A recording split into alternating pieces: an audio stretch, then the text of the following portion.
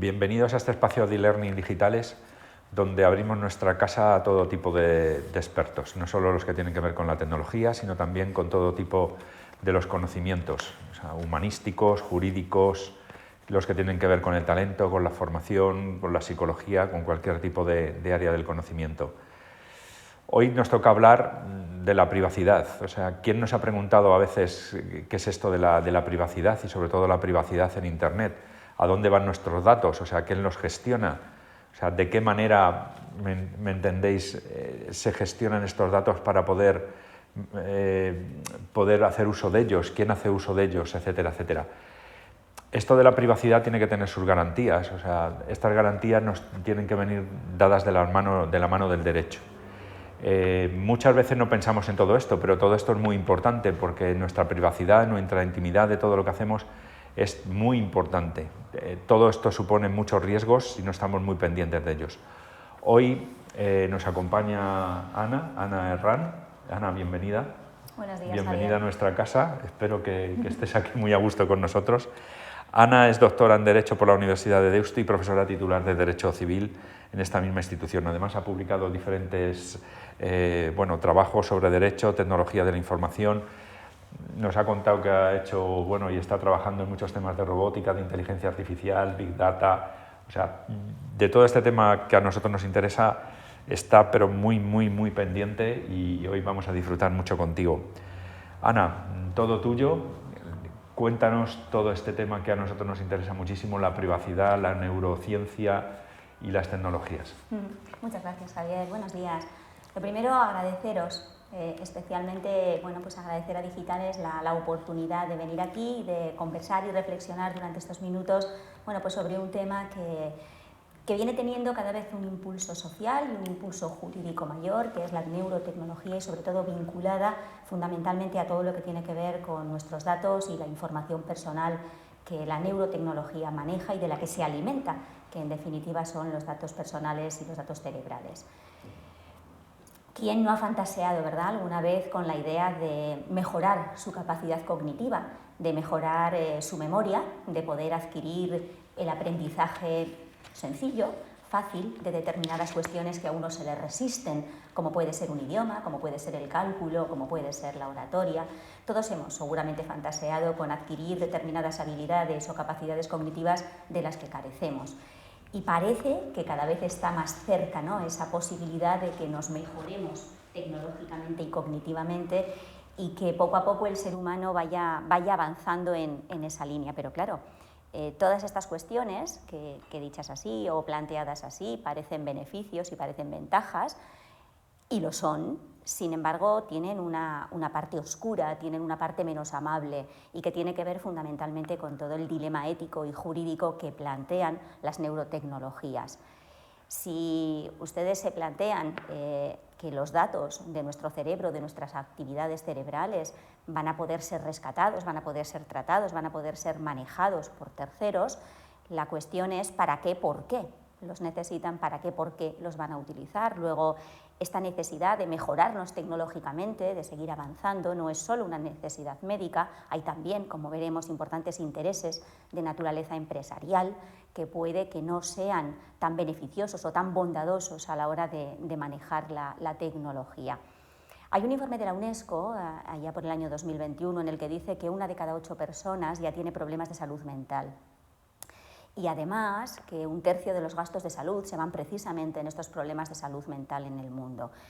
Esto es un contexto muy importante para entender por qué las empresas, los estados, han posado sus ojos en todo lo que tiene que ver con la neurotecnología como apoyo para avanzar en estos problemas relativos a la salud mental. El potencial terapéutico de la neurotecnología es indudable. Es verdad que desde la perspectiva clínica o desde la perspectiva más terapéutica o rehabilitadora, nadie duda de las bondades del avance tecnológico, del progreso tecnológico. La cuestión está cuando, además de esas determinadas finalidades, hay otras en las que las empresas también se fijan y a las que las empresas también acuden, porque al final pensemos que esto también es un negocio. Ahí tenemos 2 empresas que están dedicándose precisamente a conocer o desentrañar todo lo que supone e implica desde la perspectiva tecnológica la actividad cerebral, con más o menos progresos, con más o menos proyección, pero lo cierto es que si hacemos caso a lo que sus páginas web dicen y a lo que ellos mismos publicitan, se están dando pasos de gigante para conocer la actividad cerebral, convertirla en señales y reaccionar con el entorno. Tanto Neuralink como la empresa Kernel, que tenemos ahí también detallada, trabajan con datos y trabajan con los datos más sensibles que el ser humano puede tener, con aquello que hasta ahora manteníamos oculto, que son los datos relacionados con nuestra actividad cerebral. Y claro, es muy importante que acompañándose a esta evolución tecnológica, también los compases éticos y los compases jurídicos nos vayan también indicando o marcando el camino. Es cierto que hay algo que todavía se le resiste a la neurotecnología. Después hablaremos de lo que significa, de lo que es, de las distintas variantes de la neurotecnología. Y lo que se le resiste a la neurotecnología, y los propios neurocientíficos reconocen, es la posibilidad de conocer y comprender cómo funciona el cerebro humano en relación a todas nuestras capacidades cognitivas más superiores, como son el pensamiento, la vista, el oído, la formación de nuestras creencias, de nuestras opiniones, de nuestras intenciones. Esto por ahora, afortunadamente, parece que se le resiste a la neurotecnología. Van dándose ensayos, se van produciendo avances, pero no hasta el punto de poder mantener un mapa, vamos a decir así, cerebral de toda nuestra actividad y de las conexiones que entre las neuronas se producen y que es lo que va a determinar, ¿no?, toda nuestra actividad cerebral. ¿Qué es la neurotecnología? ¿De qué estamos hablando? Porque estamos diciendo que tendremos la posibilidad de mejorar el aprendizaje de los idiomas, de mejorar nuestra memoria, pero hay también en torno a la neurotecnología, bueno, distintas técnicas que pueden aplicarse. Decía Roberto Andorno en Bilbao hace un par de días que sobre el cerebro, los neurocientíficos escriben y leen, de manera que no solo se registra nuestra actividad, no solo se recaba nuestra actividad cerebral y la información que de ella se infiere, sino que además se escribe, y esto significa que se manipula o puede manipularse nuestra actividad cerebral. Y esto es especialmente preocupante. Hay distintas técnicas. La neurotecnología al final es conectar nuestro cerebro con computadoras, conectar nuestro cerebro con ordenadores para que le lleguen señales y que de esas señales se deriven determinadas actuaciones o se deriven determinadas actividades. La monitorización es una de esas posibilidades que conlleva la neurotecnología, que supone el registro de nuestra actividad cerebral. El control de nuestra actividad cerebral también puede llegar después, la estimulación y la manipulación. Como vemos ahí, se están dando pasos en ese sentido. Tenemos presente ahí a Neil Harbisson, que es la primera persona que se ha considerado a sí misma un cyborg. Él no se siente humano, al menos eso es lo que dice, y siente que esa antena instalada intracranealmente y que le permite escuchar los colores que no puede percibir, le hacen un ser distinto, le hacen un ser transhumano. Hablaremos también de toda esta importancia y de las implicaciones que tiene para el derecho y para la ética que los seres humanos ya no solamente porten determinados elementos de neurotecnología, sino que se los implanten o incluso, como el caso de Neil Harbisson, se fusionen con ellos. Todo esto tiene importantísimas implicaciones y dilemas desde la perspectiva ética. ¿Cuáles son estos dilemas? Estos dilemas se anticiparon ya en el año 2017. Dos filósofos plantearon la importancia de determinar cuáles son los problemas éticos que rodean al avance de estas neurotecnologías. Y al hilo de esa importantísima publicación, que hoy en día es una referencia científica en materia de ética y neurotecnología, el profesor también neurocientífico Rafael Yuste elaboró también una teoría a propósito de las prioridades éticas, las importantísimas prioridades éticas que debían tenerse en consideración en el desarrollo de la neurotecnología. Si uno se plantea, lo que hemos dicho al principio, la posibilidad de leer nuestro cerebro, nuestra actividad cerebral, la posibilidad de escribir sobre él, de manipularlo, controlarlo, de que emita señales externas que se conviertan en actuaciones, es muy fácil intuir cuáles van a ser esos dilemas éticos fundamentales sobre los que tenemos que trabajar. Somos seres mentales. Lo que nos define como seres humanos es que precisamente somos seres mentales, que estamos fundamentalmente construidos sobre nuestra mente, sobre nuestra capacidad cognitiva Y si eso es posible manipularlo y si sobre esa capacidad cognitiva, sobre esos pensamientos es posible actuar externamente, entonces podremos decir que también es posible cambiar la identidad del ser humano y es posible también cambiar nuestros pensamientos, nuestro comportamiento, en definitiva, lo que somos y aquello que nos define. Esto es lo que explica el profesor Yuste siempre que acude tanto a parlamentos, como ha sido el caso hace unos días del Parlamento Español, como a cualquier otro foro en el que se le quiera escuchar. Al hilo de este planteamiento y de que realmente somos seres mentales definidos, además de por nuestra mente, es cierto, por nuestro entorno y por aquellas circunstancias que nos rodean, esos dilemas éticos es fácil intuirlos. El principal y el que más preocupa es el relacionado con nuestra privacidad mental, con aquella información que nuestro cerebro genera, con la información que de nuestro cerebro y de nuestra actividad cerebral se infiere, pero no solo. Hay más dilemas relacionados con el avance de las neurotecnologías y la posibilidad de actuar sobre nuestra actividad cerebral. Algunos de ellos están relacionados con la libertad para formar nuestro consentimiento, para la libertad para formar nuestro pensamiento, lo relacionado también con la manipulación de toda esa voluntad del ser humano. La responsabilidad, también es una cuestión de responsabilidad. ¿Quién responde cuando un implante es manipulado, cuando es hackeado o cuando sencillamente es defectuoso o cuando el ser humano lo rechaza? ¿Qué sucede también o cómo podemos responder desde una perspectiva jurídica al dilema ético de la no discriminación? ¿Quién va a acceder a estas neurotecnologías? ¿Va a haber seres mejorados y seres no mejorados? ¿Va a haber seres a los que se les aplique terapéuticamente la neurotecnología y otros seres humanos a los que no? Vamos a tener velocidades distintas en la humanidad, es muy importante, y nuestra integridad cerebral, que nadie entre en nuestros deseos de mejorarnos o no, de aplicarnos neurotecnologías o no sin nuestro consentimiento, que nadie pueda cambiar nuestra personalidad y lo que somos. Y luego también veremos cómo es muy importante todo lo relacionado con el ámbito de la justicia y de la administración de justicia, que a mí me preocupa especialmente, porque se van a admitir pruebas de neuromejora cognitiva o relacionadas con la neurotecnología en un procedimiento judicial, pongamos por caso de violencia de género o de cualquier otra naturaleza.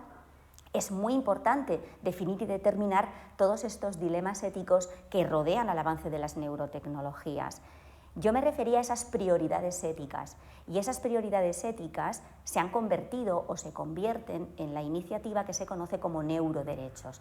La respuesta jurídica que desde la comunidad científica y que desde la neurotecnología y quienes avanzan en neurotecnología se está dando es o viene determinada por lo que se conoce como neuroderechos. Esa respuesta jurídica, que viene determinada a través de este concepto que decían algunos hace unos días, qué bonito suena neuroderechos, porque hay otras expresiones vinculadas al derecho que no suenan tan bien. No es una cuestión de que suene bonito o no, sino de que el contenido de esos neuroderechos y los bienes jurídicos que los neuroderechos protegen sean los que el ser humano necesita en el avance de la neurotecnología. ¿Cuáles son esos neuroderechos o esa respuesta jurídica que la comunidad científica viene avalando y viene reclamando desde hace ya unos cuantos años, 2017, para que el progreso de la neurotecnología esté jurídica y éticamente ordenado? Bueno, pues se han identificado estos 7 neuroderechos que ahí les señalo y que tienen que ver con esas prioridades éticas a las que nos referíamos al principio. Hay que preservar y garantizar la libertad cognitiva del ser humano. Hay que preservar su privacidad mental y, al hilo de esa privacidad mental, que el consentimiento del ser humano se forme libre, consciente y voluntariamente. Hay que preservar la integridad mental, hay que preservar la continuidad psicológica de las personas, que nadie influya en lo que somos, que nadie influya en lo que creemos, en lo que pensamos, en cómo queremos comportarnos y que nadie lo haga además de manera o a través de una injerencia no autorizada y que incluso pueda ser desconocida por el propio ser humano. Y además es muy importante, dicen los neurocientíficos, que haya un derecho a la mejora cognitiva como derecho universal, que todos podamos optar a los distintos avances científicos que se van produciendo en el ámbito neurocientífico y que vienen a mejorar cognitivamente al ser humano y dotarle de aquellas capacidades o de aquellas habilidades de las que carece o que ha perdido o que quiere potenciar. Y al mismo tiempo la neurotecnología no debe servir para discriminar a las personas, debe justamente no profundizar en la brecha que ya nos separa en materia de recursos, en materia de vulnerabilidad. Luego, tiene que estar atenta también, en este caso, los neuroderechos, o tiene que estar atento el derecho para que la neurotecnología no sirva a los intereses de unos pocos y no sirva tampoco para profundizar en la brecha que en ocasiones separa al ser humano.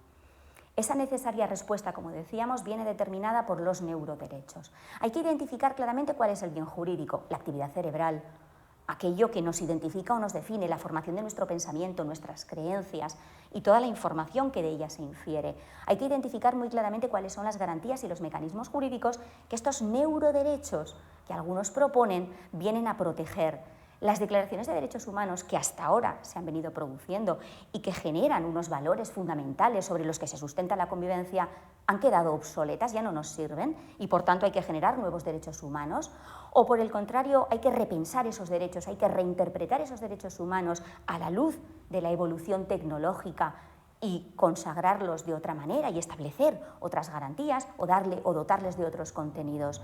Habrá que analizar si es necesario construir nuevos derechos, configurar nuevos derechos o sobre la base de los que ya tenemos y que son sólidos y que han servido para sustentar una convivencia pacífica, establecer un nuevo avance en los mismos, en su contenido, a propósito de estos desarrollos neurotecnológicos. Y en su caso, ¿cómo articulamos estos neuroderechos? ¿Cómo los establecemos en el marco jurídico internacionalmente, desde la perspectiva nacional?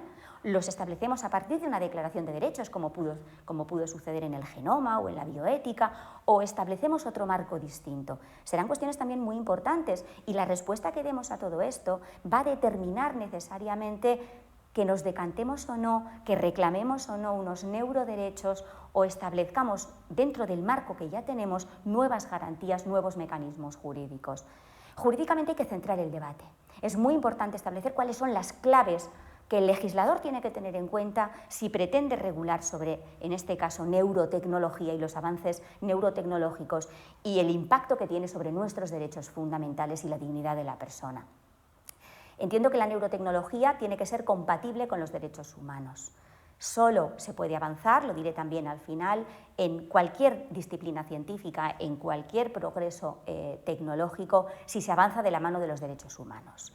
Por eso el derecho tiene que tenerlos muy presentes como marco fundamental, inspirador y transversal de cualquier desarrollo normativo en el ámbito de la neurotecnología para su regulación. El concepto de persona también tiene que tenerlo en cuenta el derecho. Hemos visto que hay seres que por el hecho de que se han mejorado cognitivamente ya no se sienten personas, al menos eso dicen, y se sienten de otra manera, se sienten transespecies, se sienten cyborgs. Habrá que ver si hay que dotarles de una subjetividad especial y hay que ver si el derecho entiende que eso debe ser así o no debe ser así. La confidencialidad y la privacidad de nuestros datos es la clave jurídicamente y a ella nos referiremos según avance la exposición. El consentimiento es muy importante. La naturaleza jurídica de ese consentimiento, la prestación del mismo, el derecho, cómo va a proteger, cómo va a salvaguardar que el consentimiento de las personas se preste válidamente cuando sabemos que la neurotecnología, en el término que está avanzando, puede afectar a la formación de nuestro consentimiento y de nuestra voluntad. Hay que preservar que el ser humano siga siendo el dueño de sus actos, de su comportamiento y de su voluntad. La responsabilidad a la que nos referíamos por daños causados en el marco de la neurotecnología, por quien es neuromejorado y también por quien ha implementado o diseñado todas estas tecnologías o sistemas que al final se van a fusionar con el ser humano o se van a implantar en el ser humano. Y también es muy importante el impacto sobre el sistema jurídico judicial de la neurotecnología, lo decimos. ¿Se van a admitir pruebas neurotecnológicas? Hay países como Francia que ya están regulando poco a poco, paso a paso, qué es lo que sucede en el sistema judicial con todas estas cuestiones. España también ha venido regulando en materia de inteligencia artificial y su aplicación a la administración de justicia. Es un paso importante, muy importante. ¿Qué va a pasar con el concepto de culpa en el derecho? Porque claro, si ya no se va a poder determinar que soy yo el dueño de mis actos, sino que puede y es posible que sean otros los que hayan actuado para que sea yo quien tome determinadas decisiones, habrá que garantizar todo lo relacionado con la voluntad del ser humano y su comportamiento. Y no hablemos ya de todas las implicaciones que tiene el hecho de que se van a implantar productos sanitarios o no sanitarios, dependiendo de cuál sea el contexto de utilización de la neurotecnología, y que esos productos puedan llegar a ser defectuosos. ¿Cómo va a actuar ahí también el derecho?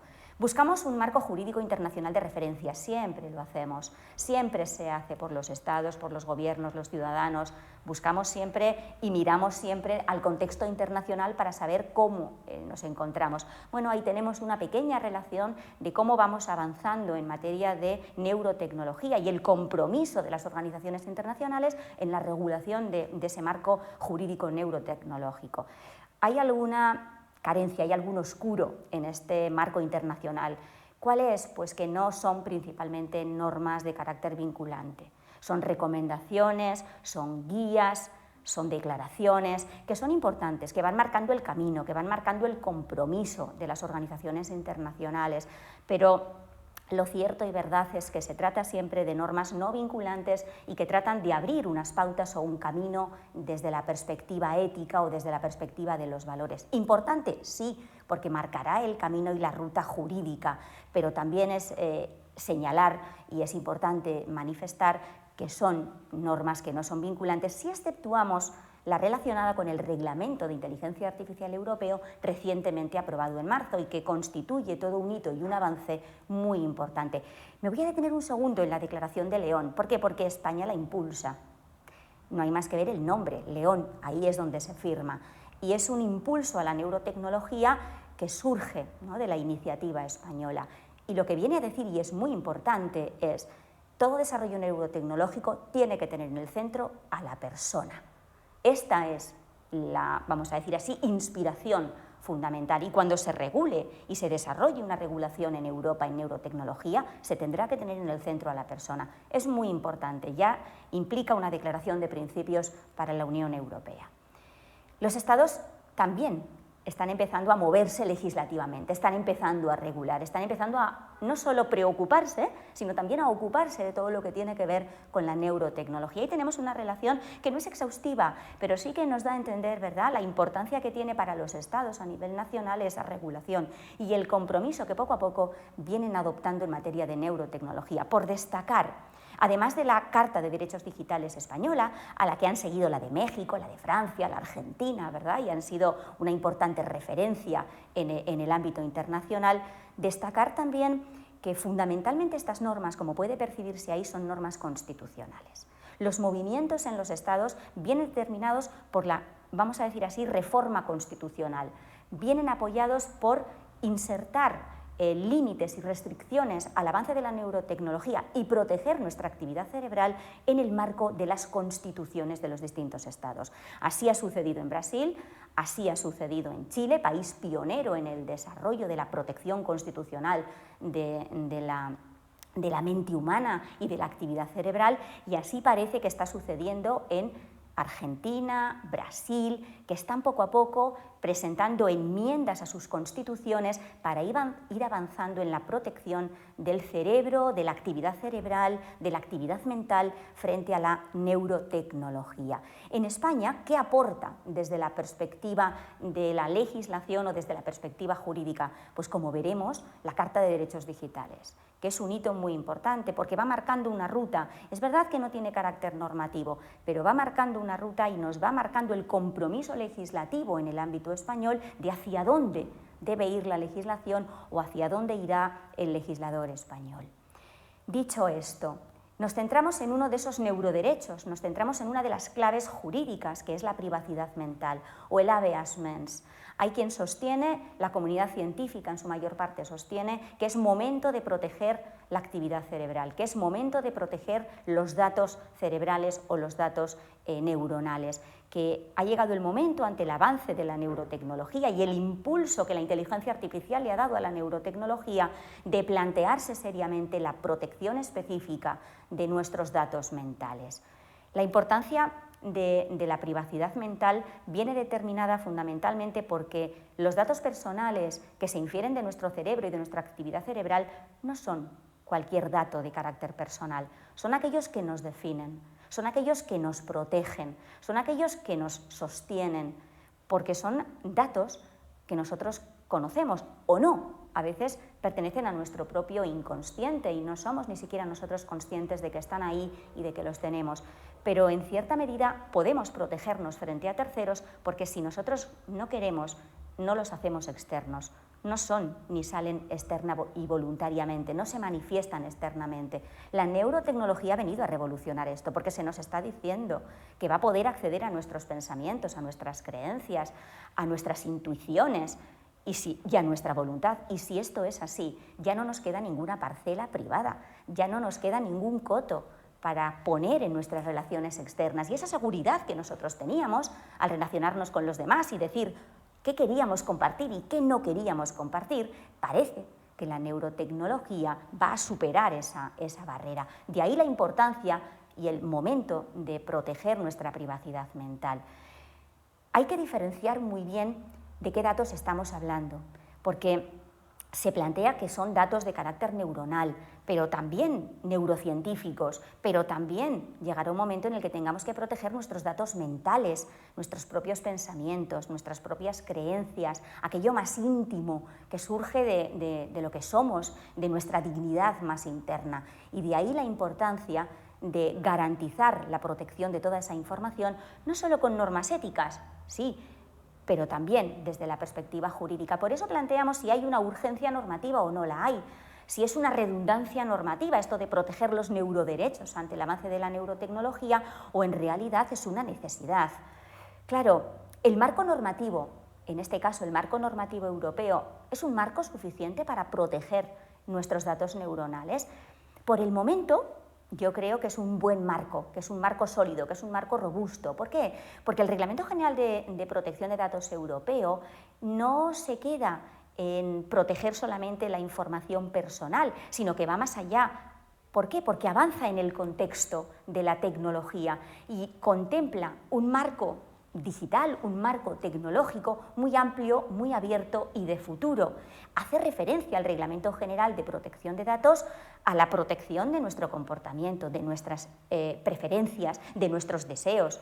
Por tanto, es un reglamento que en el tiempo presente y en tanto no se avance en la regulación puede servirnos como marco robusto en materia de protección de datos. ¿Por qué? Porque contempla la privacidad desde el diseño y por defecto. Cualquier neurotecnología que se vaya a diseñar, que se vaya a implementar en el ser humano, tiene que venir en materia de protección de datos diseñada desde la privacidad y tiene que contemplar la privacidad del ser humano. También se refiere el Reglamento General de Protección de Datos al consentimiento y no nos podemos olvidar que el Reglamento General de Protección de Datos se articula en torno a dos principios muy importantes y que para la neurotecnología son fundamentales. Uno, la responsabilidad proactiva. Dos, el principio del riesgo. Este principio también ha servido para regular la inteligencia artificial en Europa.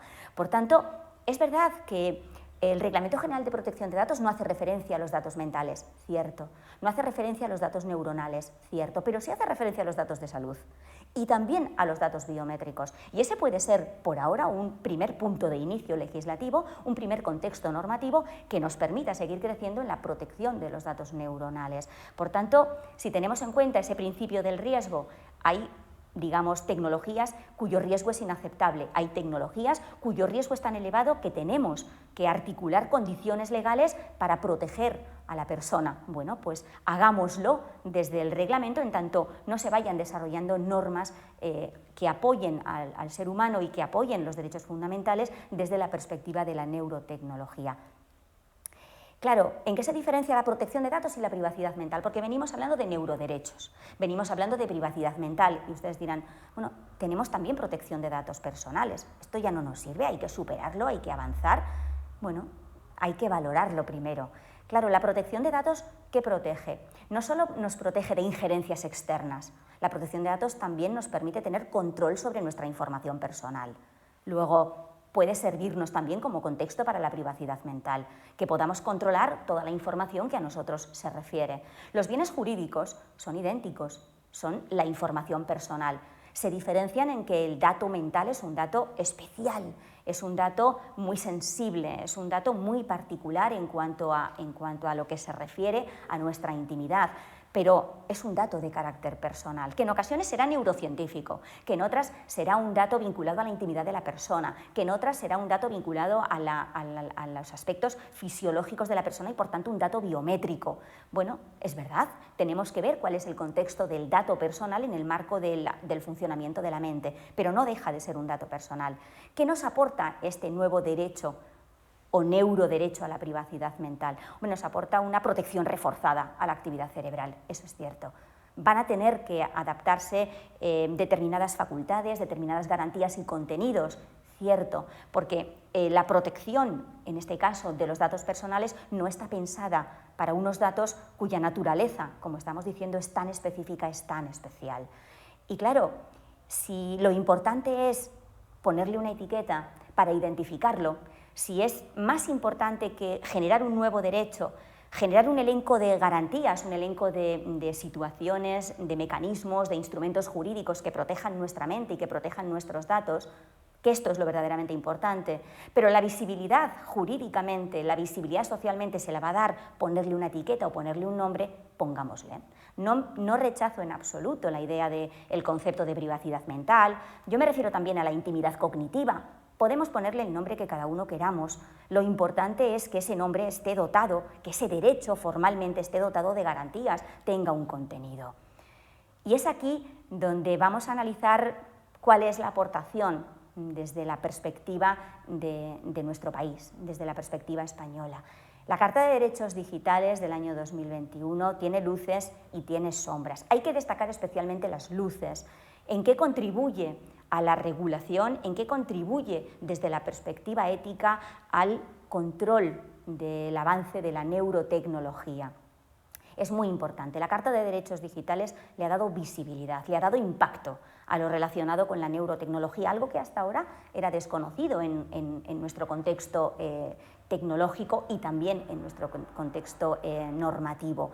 Por tanto, es muy importante ese impulso social, ese impulso normativo y ético que la Carta de Derechos Digitales le viene dando a todo lo relacionado con la neurotecnología, porque es la referencia que tenemos. Si exceptuamos, en el ámbito me refiero de la perspectiva jurídica, si exceptuamos la reciente creación de la Agencia Española en materia de neurotecnología, recientemente creada, bueno, pues es la referencia. Por tanto, es muy importante analizar todo aquello que tiene que ver con la Carta de Derechos Digitales y el desarrollo en el ámbito de la neurotecnología.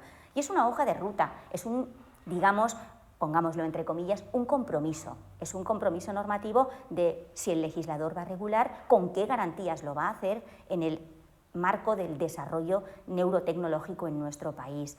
Y además tiene el acierto, tiene la virtud de haber contemplado distintos entornos específicos, el entorno empresarial, el entorno también desde la perspectiva de los trabajadores, de los menores. Por tanto, los derechos digitales que en la Carta se plasman y que en la Carta se recogen no lo son solo con carácter general. La Carta ha tenido la virtualidad y la certeza de avanzar determinados escenarios que en aquel momento, 2021, quizá no estaban tan definidos. Hace referencia a la Administración de Justicia y la inteligencia artificial. Yo creo que es muy importante poner en valor lo que la Carta significa también, no solo para los neuroderechos y para el avance jurídico y ético en materia de neurotecnología, sino también en otros mismos contextos. Si ya nos centramos en el ámbito de los neuroderechos, la Carta sigue la iniciativa del neurocientífico español Rafael Yuste. La tiene en el horizonte.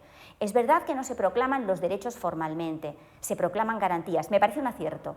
A mí verdaderamente me parece un acierto que la Carta, en lugar de proclamar derechos formalmente, se detenga a analizar las garantías que deben darse en el desarrollo normativo del avance neurotecnológico. Por tanto, es muy importante. Además, se detiene también a hablar de la neuromejora cognitiva. Cierto que hace referencia desde la perspectiva no terapéutica y contempla la posibilidad de que en España se regule la neuromejora cognitiva desde una perspectiva no solo médica, no solo clínica, sino también no terapéutica. Está bien ponerle coto, está bien ponerle límite. Hace también referencia a la interfaz o la vinculación entre nuestro cerebro y el computador, cómo regular la salida de información, ¿verdad?, del cerebro y cómo articularlo, es muy importante. Y además, que se plantee como garantías nos recoge ahí la identidad personal, la privacidad mental, las decisiones neurotecnológicas no pueden ser sesgadas, no pueden profundizar en la brecha y en las diferencias, y hay que respetar la integridad mental y física de las personas cuando se avanza neurotecnológicamente. Todo esto que venimos diciendo en el centro de todo desarrollo neurotecnológico tiene que estar la persona, es algo que se avanza ya en la Carta de Derechos Digitales. Y ya para concluir, para ir cerrando, no se puede frenar el avance tecnológico, no se debe frenar el avance tecnológico. ¿Por qué? Porque el ser humano debe seguir avanzando, debe seguir creciendo, y todo aquello que ha venido para que la humanidad avance es necesario. Lo importante es que es el ser humano el que crea la tecnología. Es el ser humano del que depende la tecnología, y el ser humano debe ser consciente que el avance tecnológico debe venir de la mano de los derechos humanos. No es tan importante cómo le llamemos, neuroderechos, mejora científica, neurocientífica, mejora cognitiva, le podemos llamar como queramos. Lo importante es establecer un marco jurídico sólido de garantías, y lo importante es establecer que la neurotecnología sea compatible con los derechos humanos, sea compatible con los valores éticos que vienen sustentando la convivencia. Por tanto, podemos repensar los derechos humanos, podemos articular nuevos derechos humanos y darles una nueva nomenclatura, darles una nueva forma, pero lo importante es que todo aquello que tecnológicamente es posible no necesariamente es humanamente aceptable ni necesario, que centremos todo el avance tecnológico en el desarrollo desde la perspectiva humanista y desde la perspectiva de los seres humanos. Y en eso ayuda y contribuye la Carta de Derechos Digitales en España. Muchísimas gracias por su atención, espero no haberme excedido de mi tiempo. Bueno, Ana, estoy impresionado. Y se me ocurren muchas preguntas, pero no sé si tenemos mucho tiempo para que te hagan muchas preguntas, pero creo que tenemos tiempo para por lo menos 2 o 3 preguntas. La primera que me gustaría hacerte es, el cerebro humano es fruto de la evolución de millones y millones de años, ¿no? Y ahora yo tengo la inquietud de, en tan poco margen de tiempo, o sea, cómo estamos siendo capaces de inferir en este cerebro para hacerlo evolucionar hasta este concepto que tú has hablado, ¿no?, de la transhumanidad, ¿no?, transhumano, ¿no? O sea, ¿a dónde nos puede llegar, desarrollar todo este tipo de conceptos sin el tiempo suficiente para reflexionar sobre ellos, ¿no? Hoy, aquí, estamos reflexionando sobre este tema importantísimo. Has hablado de privacidad, de intimidad, de datos sensibles, o sea, has hablado de conceptos, de ideas, de propuestas que pueden cambiar, que pueden transformar por completo la sociedad tal y como la conocemos. ¿Tú crees que no estamos dedicando el tiempo suficiente para reflexionar sobre todo esto? ¿Que habría que reflexionar muchísimo más sobre todos estos adelantos de la neurociencia desde el ámbito jurídico, desde el ámbito político, desde el ámbito social? Sí, la verdad es que es importante plantearse que hay que tener un tiempo, y es necesario un tiempo para que desde la perspectiva ética y desde la perspectiva filosófica se le dé forma, ¿no? Y todos estos valores universales que hasta ahora, ¿no?, han venido un poco condicionando el desarrollo de la ciencia, el desarrollo de la tecnología, reposen, ¿no?, y nos permitan seguir avanzando, pero desde esa perspectiva. A la hora de desarrollar cualquier, vamos a decir así, normativa, lo importante va a ser primero fijar esos valores éticos, fijar esas, vamos a decir así, valores fundamentales sobre los que sustentar después una normativa que nos permita desarrollar, ¿no?, desde la perspectiva humanista cualquier, vamos a decir así, ventaja o cualquier avance neurocientífico. La ONU y la UNESCO en paralelo se están ocupando ahora de ello. No le dan mucha publicidad, no sé por qué, pero se están ocupando en paralelo ambas instituciones, ONU y UNESCO, de aterrizar esos valores en distintos textos para que los estados puedan tener un marco ético y puedan reposar sobre un marco ético todo el desarrollo jurídico que venga después. Hay muchos expertos implicados desde la filosofía y desde la ética en todo este desarrollo en UNESCO y en ONU. Saldrán en breve textos, recomendaciones, declaraciones que los Estados van a tener que refrendar y en las que los Estados se van a tener que sustentar a la hora de ese desarrollo después normativo sobre el que se asiente, en este caso, el avance neurocientífico. Pero sí que es importante y sí que se están ocupando, bueno, pues de aterrizar, como decía yo, esos valores éticos y esos valores fundamentales. Que hay que seguir avanzando, que esto no para, que son transversales, que fluyen, porque estamos en unos tiempos muy líquidos, que no nos da tiempo, ¿verdad?, que los valores reposen. Ya hablábamos de inteligencia artificial, hablábamos de inteligencia, en este caso, como decía, inteligencia artificial, y ahora estamos hablando de neurotecnología. Hablábamos de Internet de las cosas y ahora hablamos del Internet de los cuerpos. O sea, los dispositivos que se implantan en el cuerpo humano, generación a generación, se van sucediendo. Quiero decir que es verdad que avanzamos muy rápido, pero también es verdad que hay personas que se están dedicando y se están ocupando en distintos institutos a lo largo del mundo y las instituciones también a reposar todos estos valores. La OCDE ya en el año 2019, por primera vez, habló de neurotecnología y habló de un uso responsable y un desarrollo responsable y ético de la neurotecnología. Sobre esos valores, después los Estados pueden ir construyendo su normativa, pero sí que es verdad que esto avanza a una velocidad que merece la pena destacar. Me voy a parar también en algo que has comentado, que son los datos sensibles, ¿no? Esa capacidad de poder extraer datos sensibles, bueno, digo extraer, o simplemente poder conocer esos datos sensibles de una persona. Como estamos en época electoral, claro, la intención de voto, por ejemplo, es un dato muy sensible. O sea, ahora mismo, para conocer la intención de voto de las personas, se hacen sondeos telefónicos o cosas de este estilo. Cuando te escuchaba hablar, claro, yo me imaginaba la capacidad que podría tener una empresa como estas que han nombrado al principio de poder extraer esas intenciones de voto o de opinión, no ya de voto. Yo opino sobre cualquier temática social o económica, opino cualquier cosa, ¿no?, a nivel personal. Esto sí que es un riesgo, ¿no?, porque vendría todo el capítulo de sesgos hacia las personas, ¿no?, de discriminar o de poner, ¿me entiendes?, en tela de juicio las opiniones de determinados grupos sociales o de todo esto, ¿no?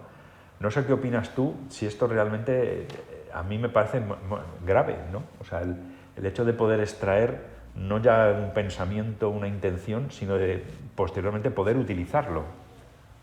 Sí, es tremendo. Se decía en ese congreso al que yo me refería antes, en Bilbao, que la neurotecnología tiene también un importantísimo impacto en la democracia, en los sistemas democráticos. Porque, claro, no es solo conocer nuestra intención de voto, no es solo conocer nuestras opiniones personales, filosóficas, que hasta ese momento han quedado ocultas. Porque yo puedo decir en una encuesta que voy a votar a quien voy a votar, pero internamente me lo guardo, lo preservo, y ese es mi gran secreto, ¿no? Y ese es mi gran poder, el de ocultar la información. La neurotecnología nos va a restar ese poder y nos va a dar una mayor fragilidad como seres humanos. Y además, no solamente porque lo van a conocer, sino porque lo van a poder utilizar y lo van a poder manipular. Porque si es verdad que el avance de la neurotecnología lleva el camino que lleva, no solo van a pretender conocer, no solo van a pretender leer sobre nuestra intención de voto, sobre nuestras opiniones políticas, sino también escribir sobre ellas, la posibilidad de poder manipularlas. Y ya no manipularlas externamente con mentiras o con noticias fakes, no, manipularlas internamente, porque puede que incluso yo no sea ni siquiera consciente de que eso se está produciendo. Por eso es muy importante que la regulación establezca determinadas restricciones y límites a cuáles son las finalidades por las cuales se pueden utilizar datos de carácter neuronal, se pueden extraer, se pueden obtener. Yo creo que es muy importante hablar de neuroderechos, porque ponerle nombre a algo lo hace visible y lo hace real, ¿verdad? Y hace que se impulse. Pero también es más importante para mí cuáles son las garantías de las que se les va a dotar a esos neuroderechos cuando se regule, si es que se llega a producir, para proteger, en este caso, la actividad cerebral, nuestras intenciones, nuestra voluntad.